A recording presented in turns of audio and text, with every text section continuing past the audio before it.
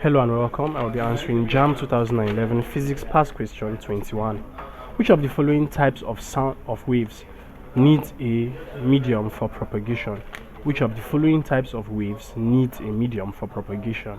A. Radio waves, B. X-rays, C. Sound waves, D. Light waves. So we are given four options here, and of course we are asked to pick out the type of wave which requires a medium for its propagation. Now, to answer this question, it will be important to first note that radio waves, X-rays, and light waves or visible lights are classified as electromagnetic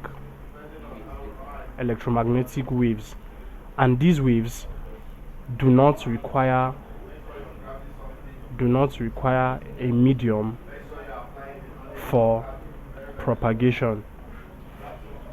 That means they can be propagated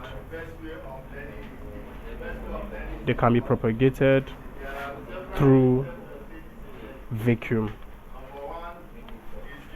However, sound wave is a longitudinal wave. Sound wave is a longitudinal wave, and longitudinal waves, of course, require a material medium or a medium for propagation. Mediums such as air or water or wood, etc. So it requires a medium for its propagation.